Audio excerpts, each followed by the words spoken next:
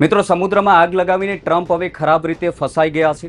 ટ્રમ્પે જે રીતે હોર્મુઝની ખાડીને બ્લોક કરવાની એટલે કે જામ કરવાનો નિર્ણય લીધો છે, તેનાથી ગલ્ફ વિસ્તારમાં માહોલ ગરમાયો છે.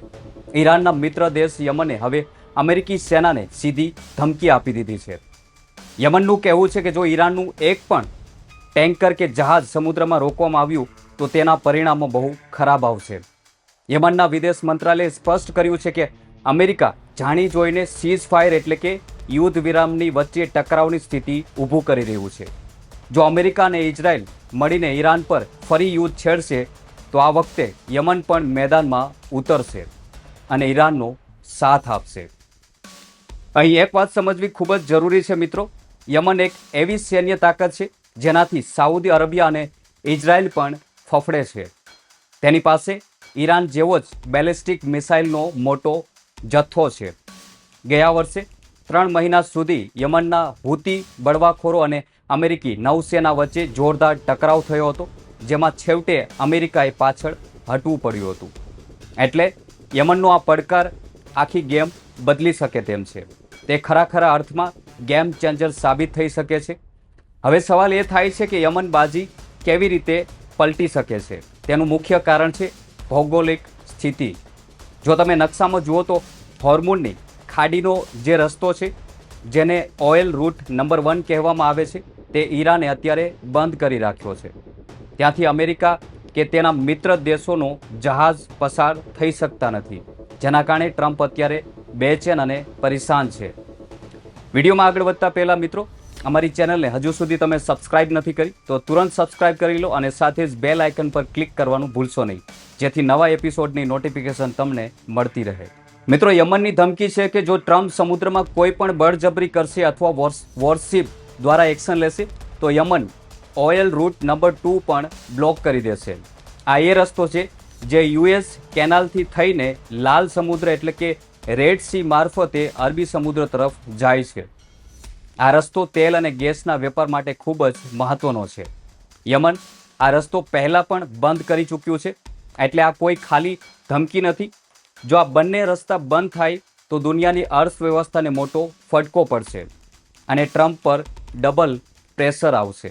મિત્રો, આ સમગ્ર વિવાદમાં હવે એક નવો વળાંક પણ આવ્યો છે, જેનાથી અમેરિકા થોડું ગભરાયું છે. ચીને પહેલીવાર આ યુદ્ધમાં સીધો દખલ આપ્યો છે. ચીનના વિદેશ મંત્રાલયે સ્પષ્ટ શબ્દોમાં કહ્યું છે કે ટ્રમ્પ જે રીતે સમુદ્રી રસ્તાઓ રોકવા માંગે છે તે ખોટું છે. ખાસ કરીને ટ્રમ્પની ધમકી ઈરાનના કોઈ પણ બંદર પરથી જહાજોને નીકળવા નહીં દે, તેને ચીને આંતરરાષ્ટ્રીય નિયમોની વિરુદ્ધ ગણાવ્યું છે. આ યુદ્ધને લઈને હવે ચીન પણ મેદાને આવી ચૂક્યું છે. તેમના વિદેશ મંત્રીના નવા સ્ટેટમેન્ટ પણ સામે આવી રહ્યા છે. ચીન આટલું ગુસ્સામાં કેમ છે તે પણ સૌથી મોટા સવાલો ઊભા થાય છે, પરંતુ તેની પાછળ એક મોટું આર્થિક કારણ છે. ઈરાન જે તેલ, ગેસ અને પેટ્રોલિયમ પ્રોડક્ટ્સની નિકાસ કરે છે, તેની લગભગ 70 થી 80% હિસ્સો સીધો ચીન પર જાય છે. જો ટ્રમ્પ ઈરાનના જહાજો રોકશે તો ચીનની ઇન્ડસ્ટ્રીઝ ઠપ થઈ શકે છે. હવે જોવાનું એ રહેશે કે શું ટ્રમ્પ ચીનના જહાજો રોકવાની હિંમત કરશે. જો આવું થશે તો તેનું પરિણામ ભયાનક આવી શકે છે. બીજી તરફ ઈરાનની ઇસ્લામિક સેનાએ પણ ચેતવણી આપી છે કે ઈરાનનું કહેવું છે કે અમેરિકાની કેટલીક વોરશિપ એટલે કે જંગી જહાજો હોર્મુઝની ખાડી તરફ આગળ વધી રહી છે. ઈરાની સેનાના પ્રવક્તાએ સાફ કહી દીધું છે કે જો આ જહાજો વધારે નજીક આવશે તો અમારો સંયમ ખૂટી જશે અને અમે વળતો હુમલો કરીશું. ઈરાન અત્યારે આરપારની લડાઈમાં લડવાની પૂરી રીતે મૂડમાં જોવા મળી રહ્યું છે. તમે વિચારતા હશો કે ટ્રમ્પ શાંતિની વાતો કરતા હતા, તે અચાનક યુદ્ધના માર્ગે કેમ ચાલવા લાગ્યા. ટ્રમ્પ અત્યારે સમુદ્રમાં પોતાના વિનાશક જહાજો અને એબ્રાહમ લિંકન જેવી વોરશિપની ગોઠવણી કરી રહ્યા છે. આનો અર્થ એ છે કે ગમે ત્યારે યુદ્ધના વાદળો વરસી શકે છે. 14 દિવસના યુદ્ધ વિરામનો સમય હજુ બાકી છે, પરંતુ તે પહેલા સ્થિતિ નાજુક બનતી જાય છે. આ સંકટ માત્ર બે દેશો વચ્ચે નથી મિત્રો. જો હોર્મુઝની ખાડી અને યમન પાસેનો દરિયાઈ રસ્તો બ્લોક થઈ જશે તો દુનિયાનો વેપાર લગભગ 40% હિસ્સો અટકી જશે.